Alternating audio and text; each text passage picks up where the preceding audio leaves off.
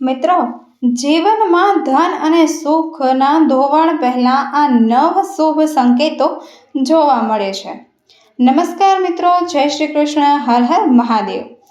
જે વ્યક્તિના નસીબ ઘણા પૈસા અને ખુશીઓ લખેલી હોય છે તેના જીવનમાં સારા સંકેતો નથી મળતા. મિત્રો, અમીર બનવાની ઈચ્છા કોને નથી હોતી?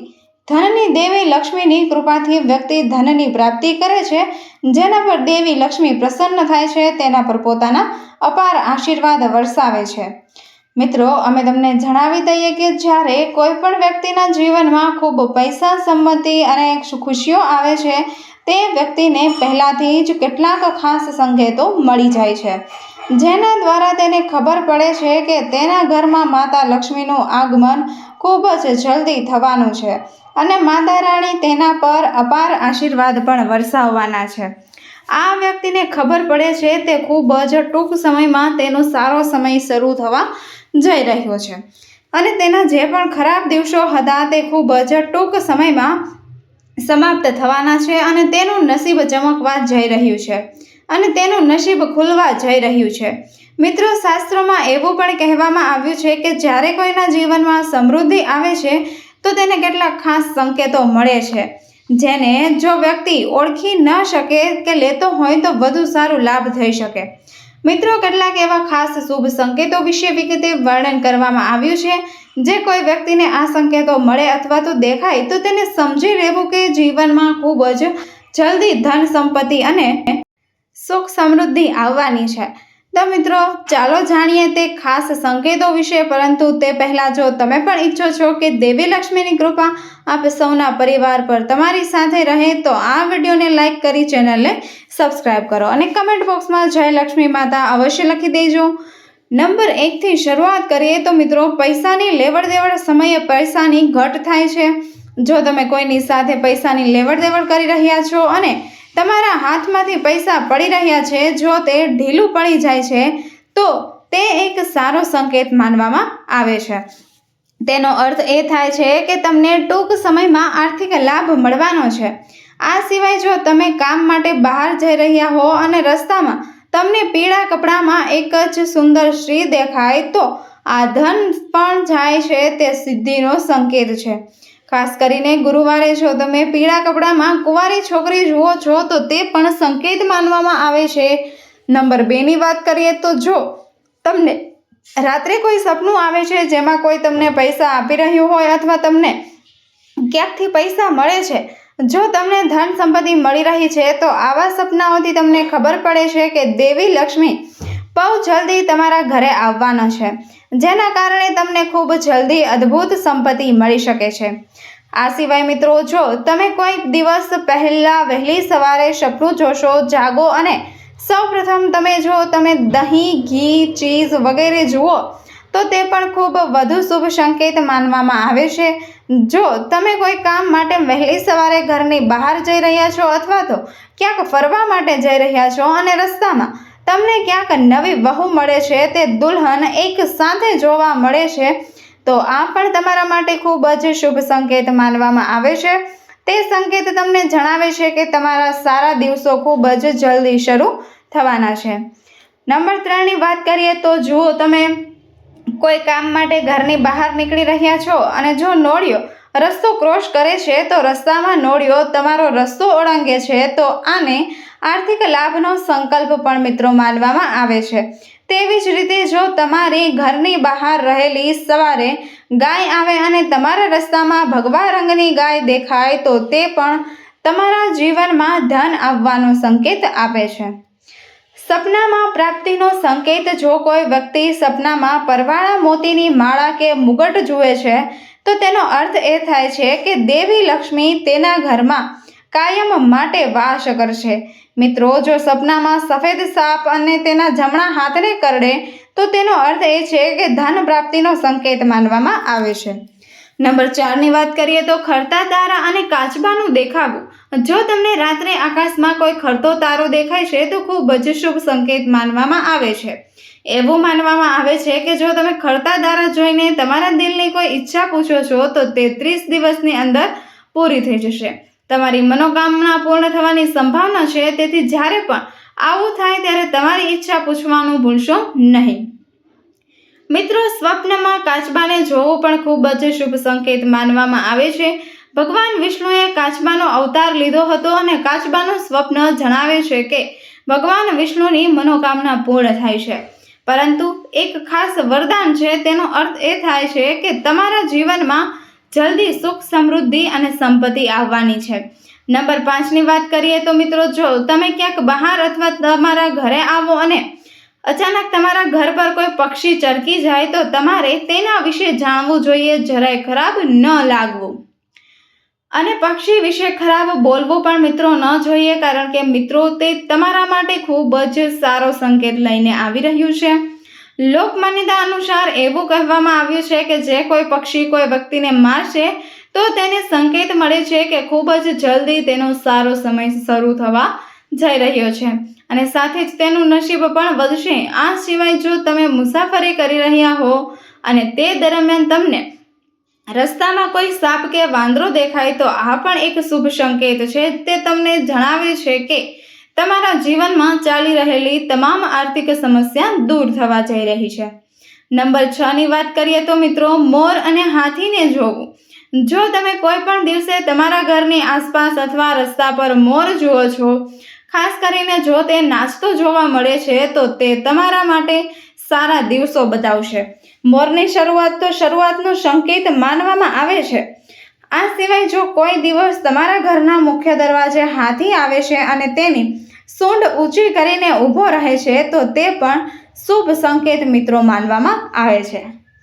એક સંકેત એ છે કે તમારા ઘરને સારા નસીબ સાથે આશીર્વાદ મળશે, પરંતુ તે દેવી લક્ષ્મીનો આશીર્વાદ અને સુખ શાંતિનો આશીર્વાદ છે અને તમારા પરિવારમાં સમૃદ્ધિ વધશે.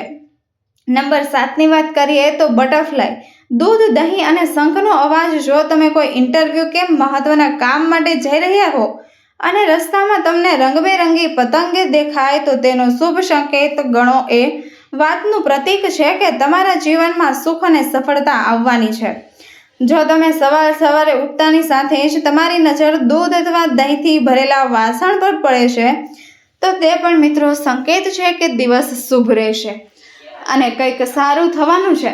વહેલી સવારે શંખનો અવાજ અથવા મંદિરની ઘંટડીનો અવાજ સાંભળવો પણ ખૂબ જ શુભ માનવામાં આવે છે. તે સૂચવે છે કે તમે દિવસભર સકારાત્મક ઉર્જાનો અનુભવ કરશો અને જો શેરડી સવારે અને સાંજે જોવામાં આવે તો પૈસા અને સંપત્તિના હાલમાં શુભ માનવામાં આવે છે. શેરડીને સફળતાની નિશાની ગણવી જોઈએ. આ જોઈને તમારે વિશ્વાસ કરવો જોઈએ કે તમારા પ્રયત્નો ચોક્કસપણે મિત્રો સફળ થવાના છે. નંબર 8ની વાત કરીએ તો જો તમે તમારા સપનામાં અથવા રસ્તામાં ક્યાંક સોનેરી સાપ દેખાય છે તો તમારે સમજી લેવું જોઈએ કે તમારા ખૂબ જ જલ્દી સારા દિવસો શરૂ થવાના છે. આ એક વાતનો સંકેત છે. તમારું ભાગ્ય બહુ જલ્દી જ બદલાવવા જઈ રહ્યું છે. જો તમે કોઈ પણ રસ્તે જઈ રહ્યા હો અને જમણી બાજુએ તમને વાંદરો, કૂતરો કે સાપ દેખાય તો એ સંકેત છે કે તમારી પાસે ધન જલ્દી આવવાનું છે. જો તમે સવારે ઉઠતાની સાથે જ પૂજાનું નારિયેળ જોશો તો તેનો અર્થ એ છે કે દેવી લક્ષ્મી તમારા પર પ્રસન્ન છે અને જલ્દી જ તમારા ઉપર તેમના આશીર્વાદ વરસાવવા માટે જઈ રહ્યા છે. હવે મિત્રો નંબર 9ની વાત કરીએ તો જો તમે પ્રવાસ પર જઈ રહ્યા છો અને ઘરેથી નીકળો છો તો તમારે યાદ રાખવું જોઈએ કે તમે ઘરમાં કેટલીક વસ્તુઓ ભૂલી ગયા છો. જો તમને રસ્તા પર ચાલતી વખતે એક સિક્કો દેખાય છે તો તેનો અર્થ એ છે કે તમને ઉછીના પૈસા જલ્દી જ મળવાના છે.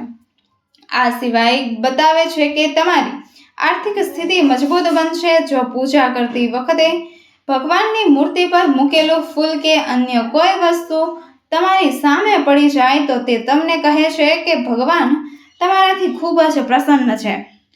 પૂજા કરો અને જલ્દી તમારી કોઈ પણ મનોકામના પૂર્ણ થવા જઈ રહી છે. નંબર 10ની વાત કરીએ તો કરજમાં ડૂબી જવું.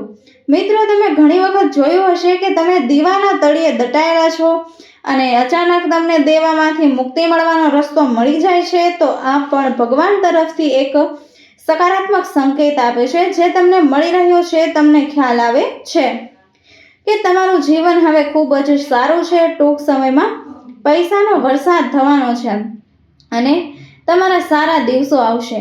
આ સિવાય પૈસાની લેવડ દેવડમાં નિર્ણય તમારા પક્ષમાં આવે છે તો તે પણ એક સારો સંકેત માનવામાં આવે છે, જે તમને જણાવે છે કે દેવી લક્ષ્મી તમારા પર ખૂબ જ પ્રસન્ન છે। હવે તમારી બધી નાણાકીય સમસ્યા ખૂબ જ જલ્દી સમાપ્ત થઈ જશે। નંબર 11ની વાત કરીએ તો મિત્રો, સપનામાં અને રસ્તામાં દેવી લક્ષ્મીને જોવું એ પણ મિત્રો શુભ સંકેત છે। જો તમે વારંવાર તમારા સપનામાં પાણી, હરિયાળી અથવા તો ગુવડ જોવો છો તો તે એક સંકેત છે કે દેવી લક્ષ્મી જલ્દીથી તમારા પર પોતાની કૃપા વરસાવશે। પૈસા સંબંધિત મુશ્કેલીઓનો અંત આવશે અને તમારા જીવનમાં સુખ અને સમૃદ્ધિ આવશે। જો તમે કોઈ મહત્વના કામ માટે બહાર જઈ રહ્યા હો અને રસ્તામાં તમે લાલ સાડી પહેરેલી સ્ત્રીને સોણ શણગાર કરીને જોશો તો તે પણ લક્ષ્મીજીની કૃપાનું પ્રતીક માનવામાં આવે છે। મિત્રો, તેનો અર્થ એ છે કે તે દિવસ તમારા કાર્યમાં સફળતા મળવાની સંભાવના પણ મિત્રો વધી જાય છે। સવારે નારિયેળ, શંખ, મોર, હંસ અથવા તાજા ફૂલો જોવા પણ ખૂબ જ શુભ હોય છે। તે એ વાતનો સંકેત છે કે તમારા જીવનમાં સકારાત્મક પરિણામ અને ખુશીઓ આવવાની છે। નંબર 12ની વાત કરીએ તો, બ્રહ્મા એવા ઘણા લોકો છે જે જાગતા પહેલા નિયમિતપણે તેમની આંખો ખોલે છે। જો તમારી સાથે પણ આવું કંઈ થઈ રહ્યું છે તો તમારી ઊંઘ બ્રહ્મ મુહૂર્તમાં એટલે કે સવારે 3 થી 5 વચ્ચે ખુલી રહી છે તો તમારા જીવનમાં એક મોટો બદલાવ આવવાનો છે અને તમારા નસીબના તાળા પણ ખુલવાના છે। નંબર 13ની વાત કરીએ તો, માતા ગાયનું આગમન। મિત્રો, જો ગાય માતા દરરોજ તમારા ઘરે આવે છે અથવા તમારા ઘરમાં કોઈ પ્રાણી કે પક્ષી પોતાનો માળો બનાવે છે તો તે પણ તમારા માટે ખૂબ જ શુભ સંકેત છે। આ સિવાય જો તમે વહેલી સવારે પક્ષીઓના કિલકિલાટનો અવાજ સાંભળો છો, તેથી આ તમારા જીવનમાં સકારાત્મક પરિવર્તનનો સંકેત પણ આપવામાં આવ્યો છે।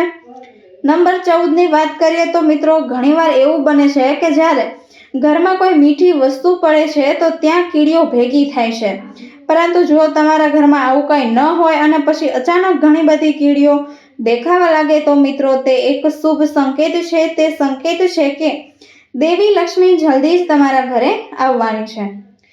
તમને પૈસા મળી શકે છે। આ સ્થિતિમાં તમારે તમારી જે કીડીઓ મારવી જોઈએ નહીં અને આના ધ્યાનમાં રાખવું જોઈએ જેથી તમે ભૂલથી પણ તેમના ઘરમાં પગ ના મૂકો। આ સિવાય તે કીડીઓની આસપાસ ખાંડ મિશ્રિત લોટ મૂકવા ખૂબ જ મિત્રો શુભ માનવામાં આવે છે। આમ કરવાથી તમારા ઘરમાં સુખ, સમૃદ્ધિ અને સંપત્તિનું આગમન ઝડપથી થાય છે। મિત્રો, આ બધી માહિતી લોકોના હિતની છે। વિડીયોનો હેતુ ફક્ત તમને વધુ સારી સલાહ આપવાનો છે। અમે આ સંબંધમાં કોઈ પણ પ્રકારનો દાવો કરતા નથી। જો તમને આજની આ માહિતી પસંદ આવી હોય તો વિડીયોને લાઈક કરીને તમારા મિત્રો સર્કલ સાથે જરૂરથી શેર કરજો અને મિત્રો કમેન્ટ બોક્સમાં જય લક્ષ્મી માતા અવશ્ય લખી દેજો અથવા તો જય માતાજી લખવાનું બિલકુલ પણ ભૂલતા નહીં। ફરી મળીશું એક આવા જ નવા વિડીયો સાથે। વિડીયોને અંત સુધી નિહાળવા બદલ આપ સૌનો ખૂબ ખૂબ આભાર। જય શ્રી કૃષ્ણ। રાધે રાધે।